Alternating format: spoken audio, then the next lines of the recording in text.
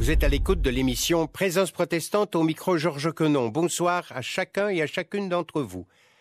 Ingénieur de formation, le pasteur Roger Lefebvre collabore avec une association chrétienne nommée Science et Foi, qui milite pour la réconciliation de la foi et de la science. Roger Lefebvre nous propose ce soir une réflexion intitulée « Pour un dialogue serein entre foi et science ». Cette réflexion est fondée sur des réflexions strictement personnelles qui n'engagent que son auteur lui-même. Nous l'écoutons après quelques notes de musique.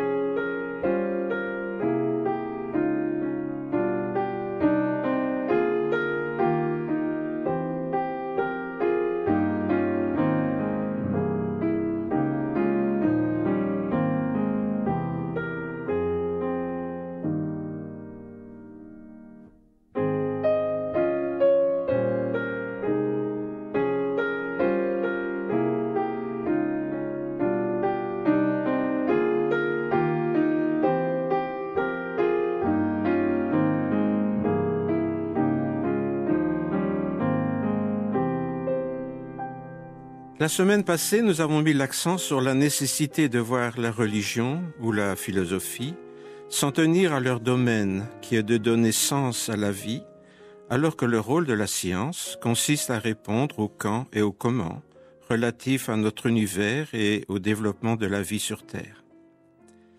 Car si chacun s'en tient à son domaine spécifique, il n'y a aucune raison que la foi et la science entrent en conflit l'une avec l'autre. Dit de manière plus poétique, les saintes écritures étant là pour parler aux croyants de leur Créateur, il n'y a aucune raison qu'elles se trouvent contredites par l'étude du grand livre de la création. Les scientifiques ne pourront jamais découvrir autre chose que ce que Dieu a créé. Par contre, étant extérieur à l'espace-temps, Dieu échappera toujours à toute tentative de démonstration, aussi bien que de dénégation. J'ai également insisté sur la nécessité pour la science d'exclure l'hypothèse Dieu de ses recherches. La méthode scientifique, en effet, part des faits pour en déduire des conclusions aussi pertinentes que possible. Par contre, les croyants qui s'en tiennent à une lecture littérale de la Bible partent de conclusions définitives que la science doit démontrer sous peine de se voir taxée de malhonnêteté intellectuelle. Pour les croyants, cependant, faire appel à Dieu et donc faire référence à la Bible pour expliquer tout ce qui échappe à la raison, est une tentation qui subsiste depuis très longtemps. Ce fut d'abord le cas de la théorie créationniste ou fixiste, qui se fondait sur une lecture littérale de la Genèse pour enseigner une création ex nihilo en 6 jours de 24 heures, et cela quelques 4000 ans avant Jésus-Christ. Très présent sur Internet, certains défendent même encore aujourd'hui la théorie aberrante d'une Terre plate. Par la suite, se fondant sur l'idée que pour Dieu 1000 ans sont comme un jour, beaucoup de croyants s'attachèrent à la théorie concordiste, qui assimilait les jours de la création à de longues périodes géologiques.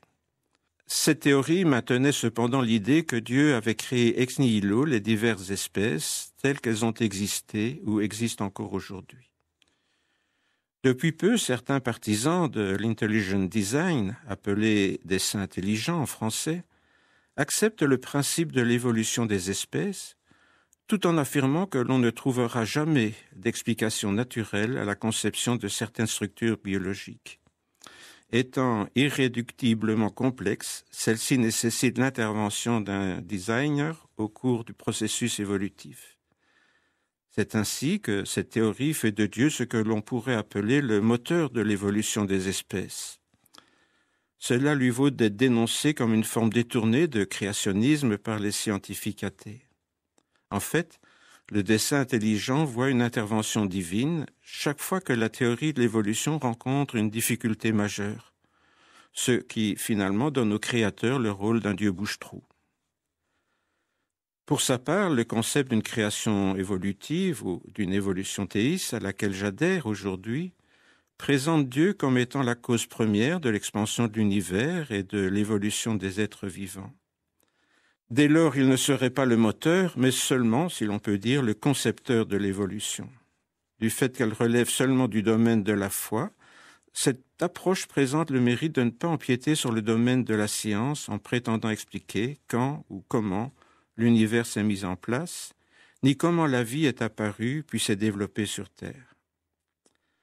Comme on le sait désormais, le Big Bang remonte à 13,8 milliards d'années, mais il faut savoir que celui-ci ne correspond pas vraiment à l'instant zéro, car en rembobinant à l'envers le film de l'expansion de notre univers, on se heurte au fameux mur de Planck.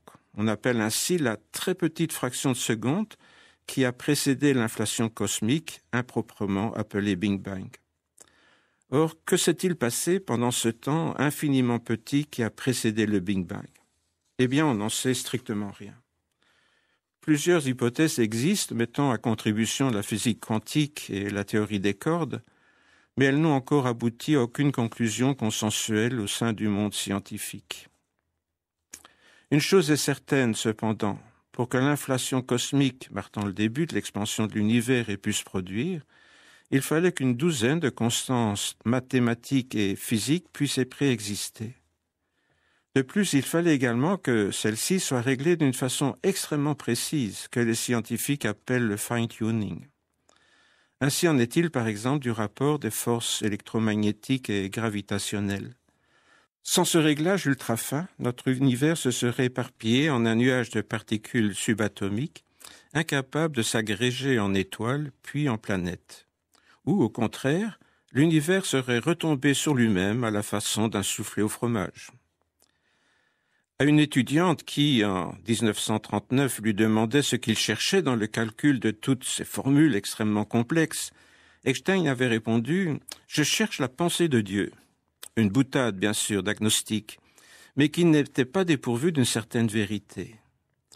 En 1992, grâce au satellite COBE, George Smoot, l'un des Nobel 2006, réussit à prendre une photo de la naissance de notre univers émergeant de ce qu'on appelle la période sombre, quelques 380 000 années après le Big Bang. La photo était si impressionnante qu'il la qualifia de visage de Dieu, ce qui rendit bien sûr les scientifiques furieux tout en jetant le trouble parmi les croyants. Ces constantes mathématiques et physiques préalables au Big Bang et ayant permis à l'univers de devenir ce que nous connaissons aujourd'hui sont considérées par les très médiatiques frères Bogdanov, des chrétiens orthodoxes, comme le langage utilisé par Dieu pour créer le monde. En d'autres termes, quand la Bible affirme « Dieu dit et cela fut », le langage auquel Dieu se réfère serait tout simplement un langage mathématique. Pourquoi pas? Au moment du Big Bang, il n'existait encore aucun langage humain, pas plus l'hébreu que l'araméen ou le grec biblique. Pour en revenir au concept d'évolution théiste, il est vrai que la plupart des gens ne font pas la différence entre la science qui étudie le moteur de l'évolution et les religions qui s'attachent à en connaître le concepteur. Pourtant, tout le monde admet très bien que des mécaniciens puissent étudier le fonctionnement d'un moteur sans se sentir concernés par le concepteur du moteur en question. Concernant notre univers, cette nuance est essentielle en ce que l'évolution théiste respecte les prérogatives de la recherche scientifique, puisqu'elle ne préjuge pas du mode de fonctionnement de l'évolution et ne fait pas intervenir Dieu chaque fois qu'un problème surgit. Affirmer donc que Dieu est la cause première de l'évolution implique une prise de position religieuse qui répond seulement à la position athée, attribuant au hasard tous les phénomènes dont les causes rationnelles échappent à la raison raisonnante. Dans cette approche, on n'oppose nullement la foi à la science, puisque ces deux domaines relèvent de compétences différentes. C'est de façon très légitime, au contraire, que l'on oppose deux concepts philosophiques différents, à savoir Dieu ou bien le hasard. Évidemment, je dénonce ici le hasard philosophique, celui qui fait bien les choses, et non le hasard mathématique qui relève du calcul des probabilités et donc de statistiques portant sur les grands nombres. En fait, tels sont bien les vrais termes du problème. Nous devons opposer Dieu au hasard, ce qui est cohérent, et non la foi à la science, ce qui n'a aucun sens, hélas. L'histoire nous enseigne que les théories monothéistes se sont progressivement ajustées sur les théories scientifiques au fur et à mesure que celles-ci devenaient de plus en plus évidentes. Ce faisant, les religions se fragilisent elles-mêmes en assujettissant la foi de leurs fidèles et leur interprétation des textes bibliques à une science que, paradoxalement, les religions prétendaient ignorer, voire mépriser. Il est vrai que la théorie de l'évolution fut longtemps le fruit d'un faisceau de faits, certains concordants et cohérents, mais parfois discutables et souvent contestés. Mais depuis le séquençage du génome humain en 2003, suivi de celui de la plupart des êtres vivants, l'évolution des espèces est imposée comme une théorie largement vérifiée par la génétique. Pour qui est formé à cette lecture, l'évolution des êtres vivants depuis les monocellulaires jusqu'aux humains se lit désormais de façon évidente, aussi clairement que dans un livre ouvert. Entre parenthèses, cela a permis de démentir la croyance populaire affirmant que l'homme descend du singe. Certes, présentant moins de 3% de différence avec notre propre génome, le chimpanzé est notre lointain cousin, mais certainement pas notre ancêtre. Ce qui rend définitivement obsolète l'image stupide encore distribuée à nos enfants, où l'on voit un chimpanzé se redresser progressivement sur la ligne du temps pour devenir un être humain. Pour info, nous avons aussi 90% de notre patrimoine de gènes codants en commun avec le chat qui ronronne sur nos genoux, et déjà 35% en commun avec les jonquilles qui fleurissent dans nos parterres printaniers. Rappelons que dans la Bible, la façon dont notre univers s'est mis en place, que ce soit pour l'infiniment grand ou l'infiniment petit, n'est l'objet d'aucune révélation divine. Comme on l'a dit, même un chercheur chrétien doit faire abstraction de Dieu s'il veut éviter les fausses pistes. Car la science doit d'être modeste et de rester en dehors de toute démarche philosophique ou religieuse qui impliquerait la recherche de sens ou la quête d'une transcendance. Ce n'est pas et ce sera jamais son champ d'investigation. Il est vrai que l'obligation pour les scientifiques de faire abstraction de Dieu a conduit certains athées à retourner la proposition pour affirmer que l'athéisme est la seule option philosophique intellectuellement acceptable. La malhonnêteté de ce sophisme est évidente puisqu'il prétend accorder une valeur scientifique à une option philosophique particulière, l'athéisme, tout en refusant cette même prérogative à toutes les options religieuses.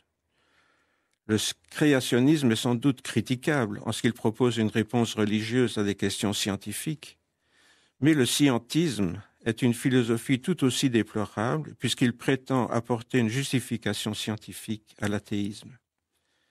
Malheureusement, la malhonnêteté intellectuelle du scientisme, je n'ai pas dit de la science, encourage beaucoup de créationnisme à attribuer tout ce qui les dérange à des supercheries du monde scientifique athée. Il est vrai que certaines supercheries furent bien réelles, mais depuis lors, elles ont été largement dénoncées par la science elle-même. Hélas, d'un côté comme de l'autre, le mal est fait et il demeurera tant que chacun n'admettra pas la nécessité du partage des compétences. Aux philosophes et aux religions revient la responsabilité de donner sens à la vie, tandis qu'il appartient à la science de nous dire quand et comment celle-ci est apparue et s'est développée. Dès lors, ceux qui croient que Dieu en est le concepteur pourront en toute sérénité le voir glorifié par les explications proposées par la science. Ils justifieront ainsi le passage biblique affirmant que les naïfs ont en partage la folie, mais la science est la couronne des gens avisés.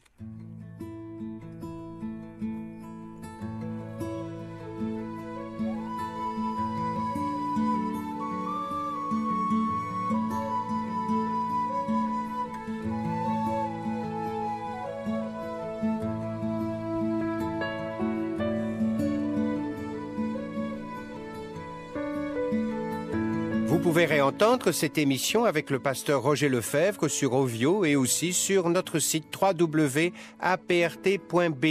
Vous pouvez également recevoir le texte de la réflexion de ce soir sur simple demande à Présence protestante 44 rue Brognier 1070 Bruxelles. Je vous souhaite une bonne soirée.